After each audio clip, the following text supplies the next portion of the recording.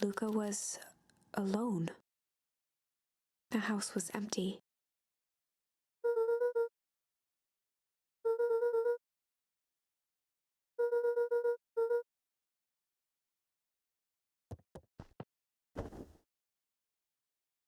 Luca was sitting by the pond, listening to small waves lap against a rock.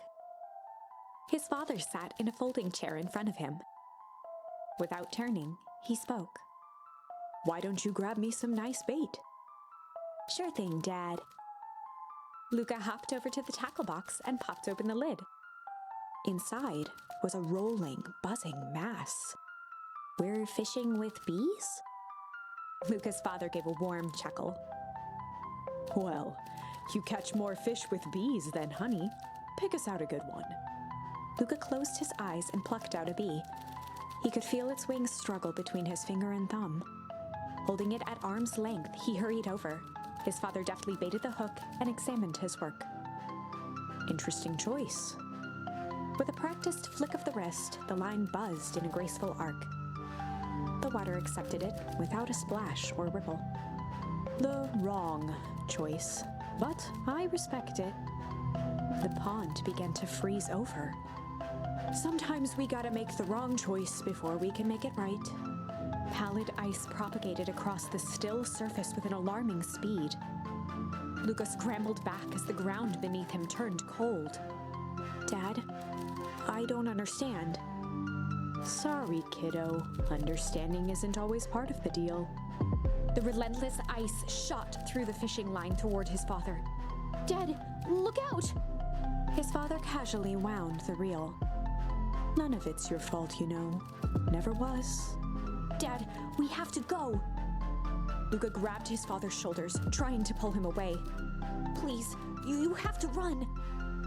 The ice crackled as it spread across his father's hands. "That's the thing about fishing, Luca." His chest began to crystallize. "You toss your hook in, and you never know what you're gonna pull out." A shock of searing cold ran up Luca's arms. He gave one last desperate tug. The chair tipped backwards in a single frozen mass. Luca tried to stop the momentum, but it was too late. He watched the icy form of his father slam into the hard ground, shattering into 1,000 pieces that crowded around his feet. "Dad, I don't understand. What does all this mean?" The gentle rustle of leaves was the only reply.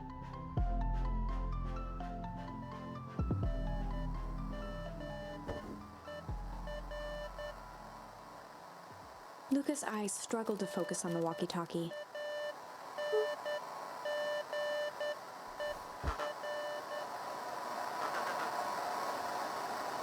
Faintly, he could hear Rollo amongst the noise.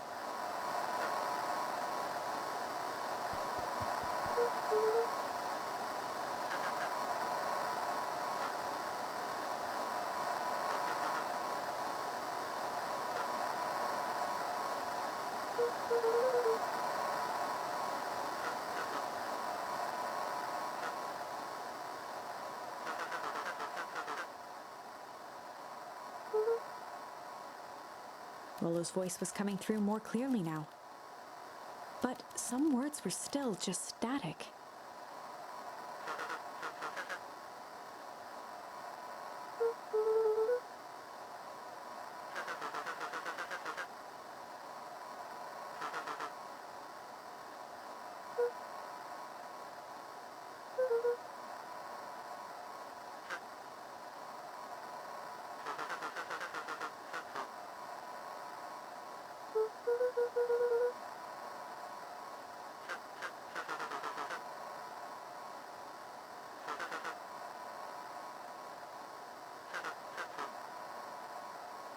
The signal went silent.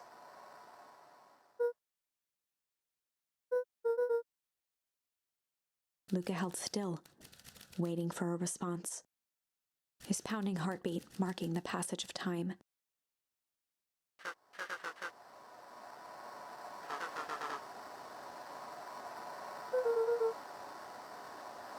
Lolo's voice began to fade.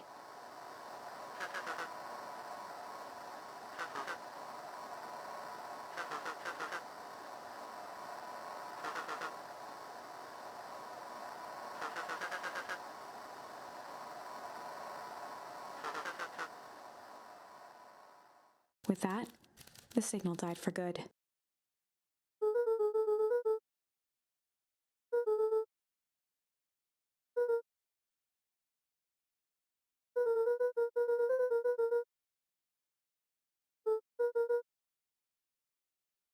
Luca grabbed the walkie-talkie and sprinted to the treehouse.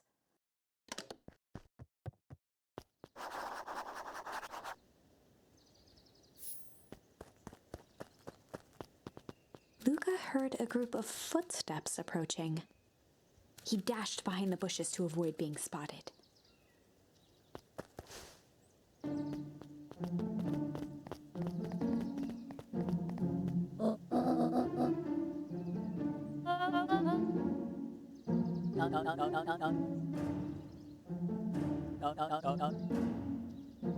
Mr. Tolliver paused, shifting his eyes to one side.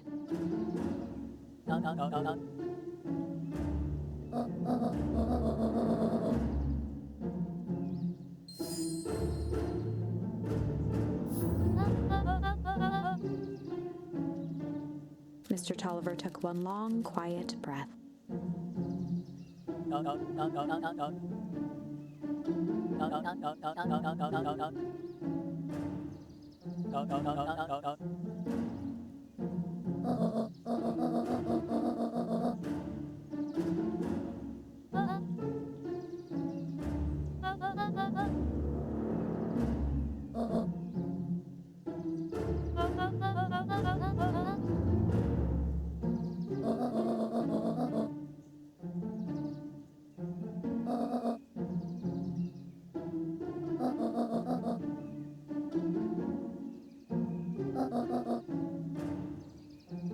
The three shared a determined look.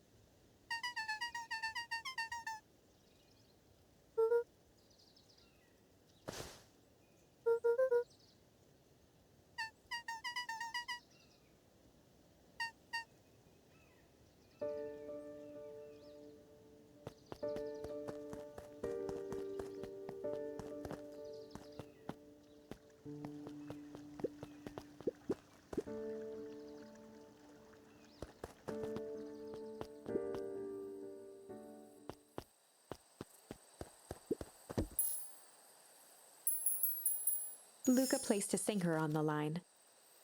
Sometimes the best stuff is at the bottom of the pond.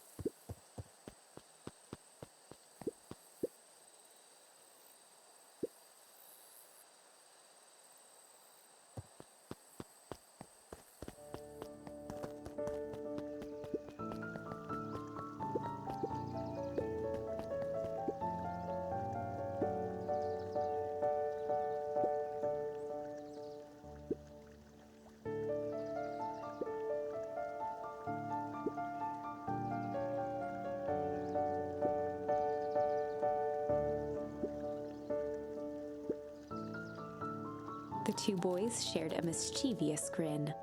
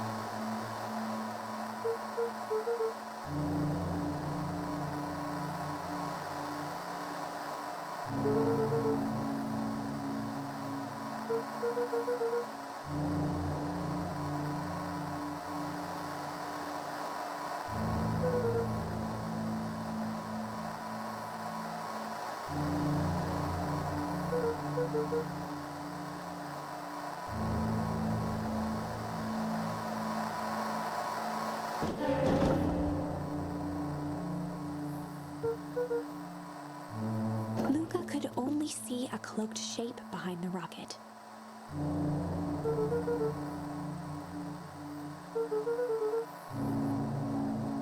He strained to hear as a muffled voice began.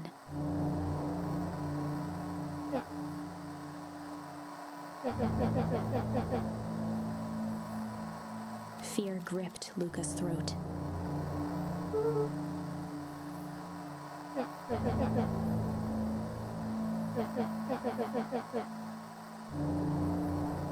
Luca stared at the ground for a moment, trying to place the dampened voice. The figure shifted slowly from behind the rocket, revealing itself to Luca.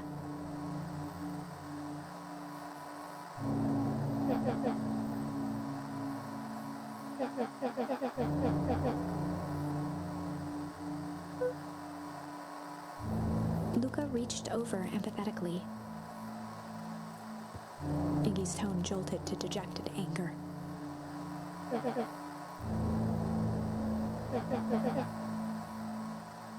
Luca slumped to the ground, overwhelmed by guilt.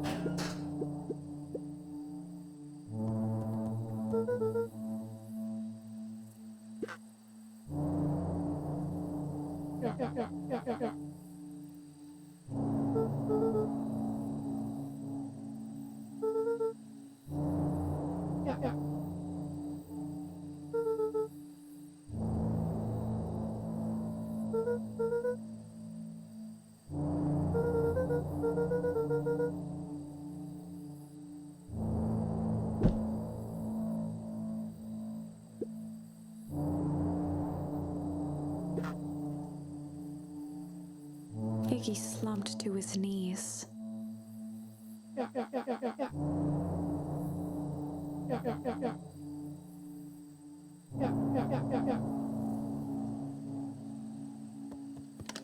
Luca grabbed the walkie-talkie and headed for the window. Luca and Iggy climbed up the back of the treehouse to its roof, where Rollo had constructed his MCDC, the Mission Control Defense Cannon. From behind the crowd of clipboards, William Kerr strode forward, a warm smile on his face.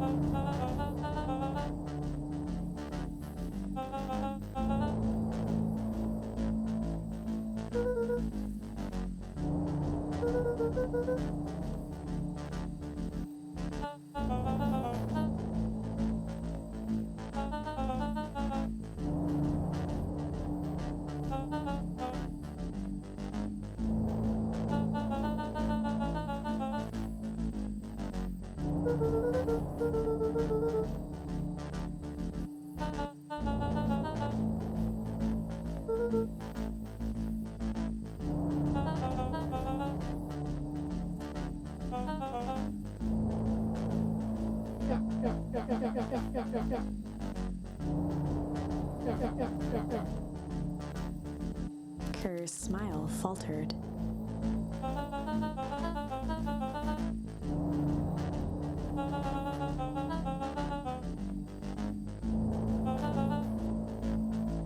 Luca's grip tightened on the MCDC.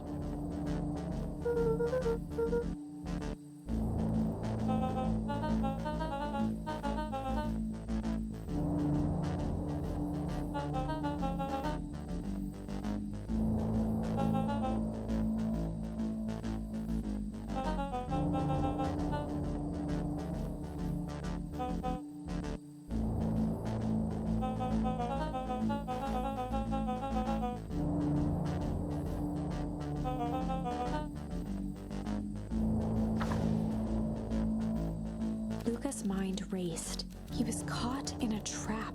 What do you do when there's no hope? Iggy wiped his cheeks with a sleeve. What are you gonna do, Luca?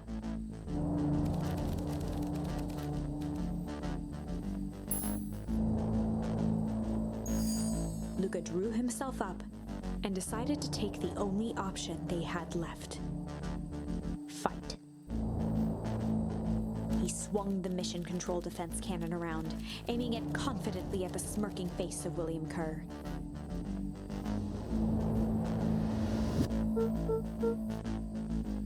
Luca summoned his most insolent demeanor.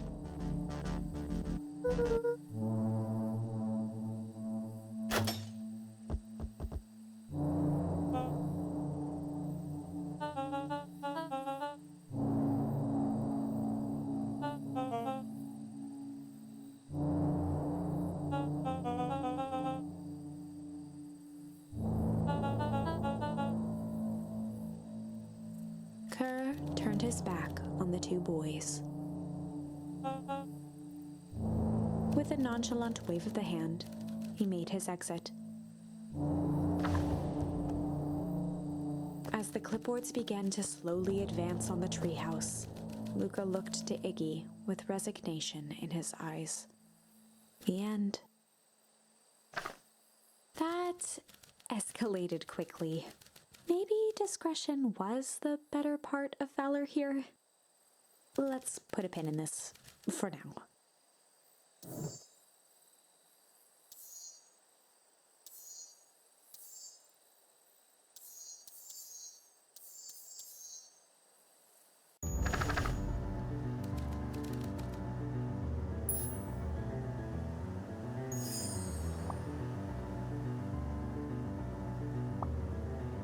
Well, time to bust out the tickles.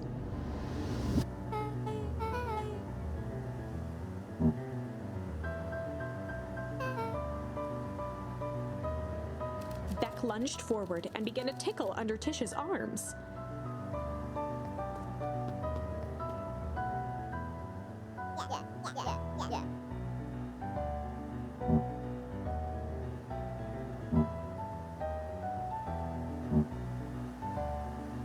Tears began to form in Tish's eyes as she gasped for breath between gales of laughter. Beck redoubled her efforts until Tish finally had had enough.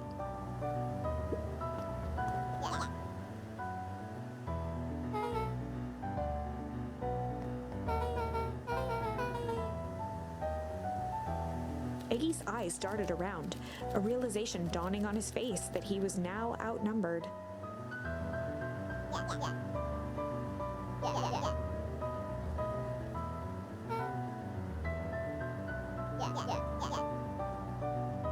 Iggy kicked at the puddle before making his escape.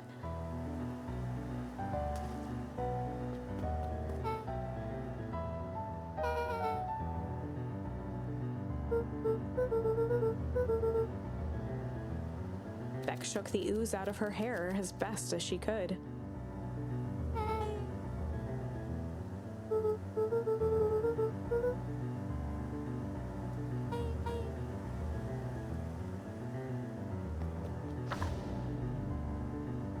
Chapter 4.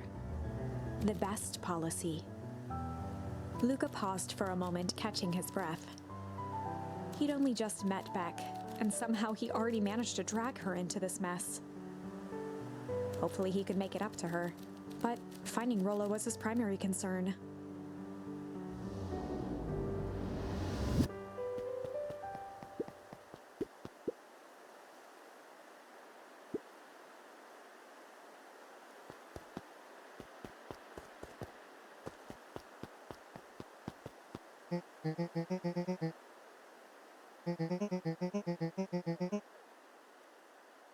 Roxy and Fitz looked drained.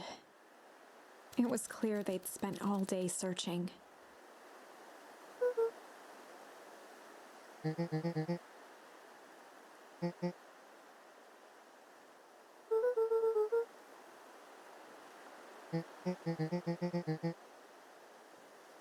Roxy's temper could often be dismissed as the impatience of an older sibling. But this was the most intense Luca had ever seen her. Her eyes were wild and unfocused, looking straight through Luca. In a torrent of rambled words and tears, Luca broke down.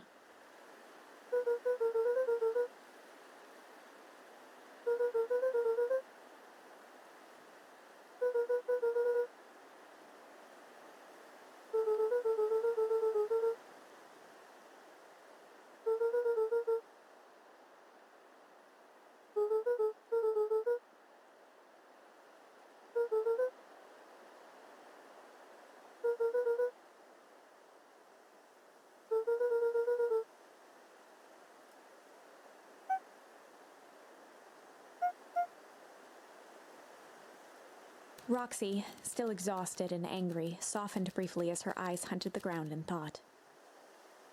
With a determined sigh, she looked up at Luca.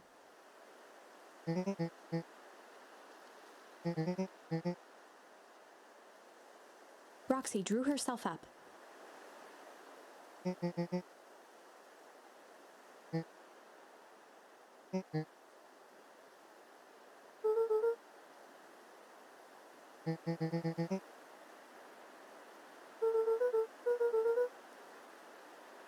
Roxy tried to think of the safest place to send Luca.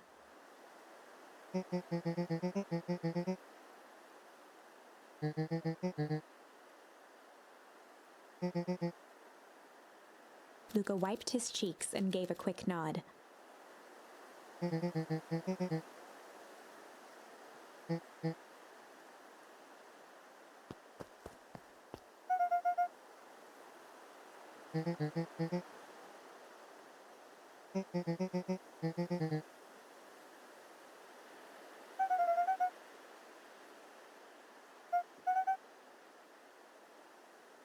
Looking into the puddle, Roxy rubbed her arms to warm up.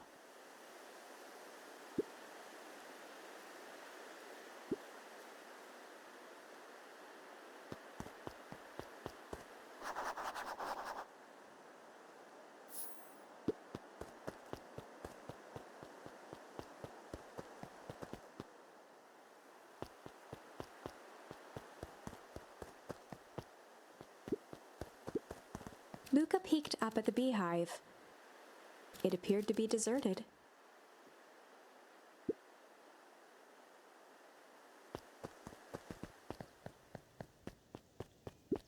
The Valentine Mansion loomed over every other building in town, both figuratively and literally.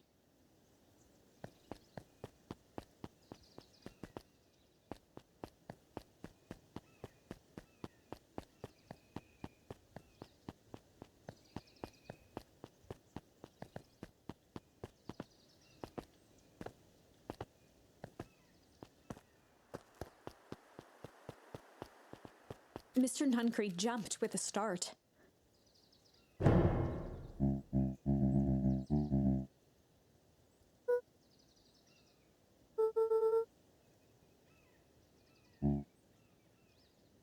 Luca motioned to the phone booth.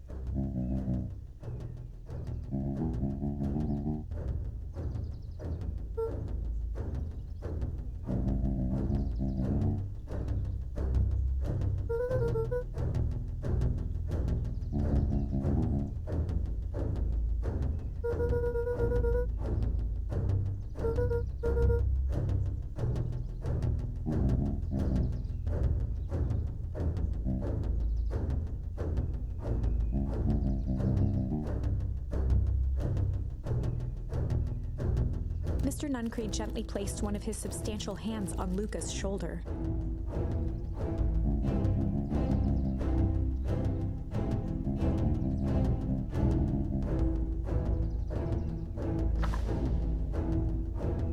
Luca peered up at Mr. Nuncree. Kind eyes warmed a stern face. There was a deeper emotion hiding beneath it all. It was subtle, but Luca could sense something eating away at him.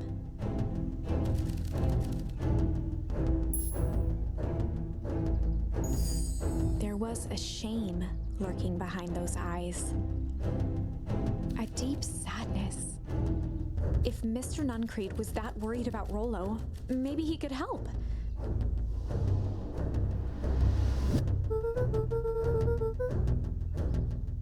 Mr. Nuncree raised an eyebrow.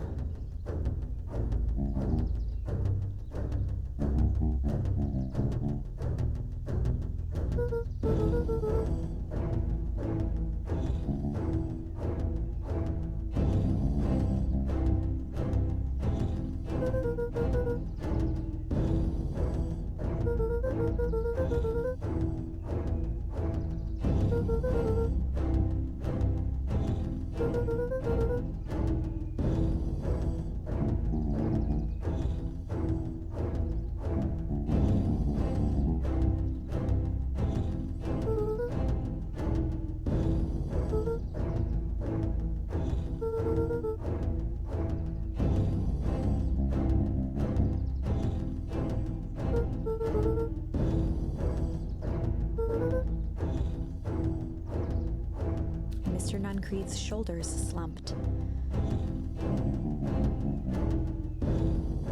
A deep deep sigh bellowed from his chest.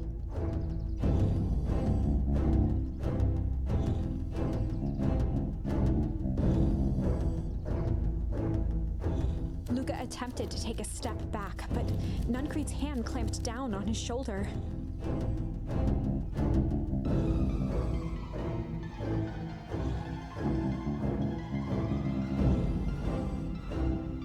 With a firm shove, Nuncreed manhandled Luca into the phone booth.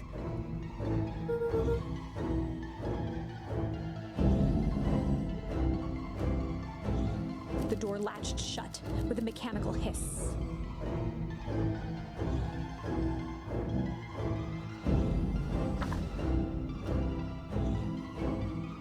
As Luca pounded the glass, the floor dropped from under his feet. The inside of the phone booth was now a loose capsule, plummeting at gravity's whim. Luca winced and pressed his hands to the walls. As he braced for impact, the capsule hurried to a surprisingly smooth stop.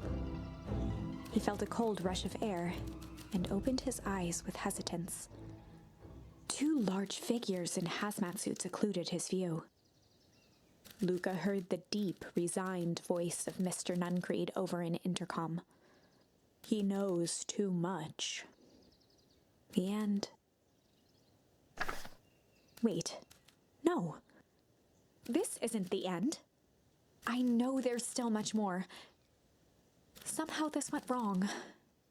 Okay, let's try something else.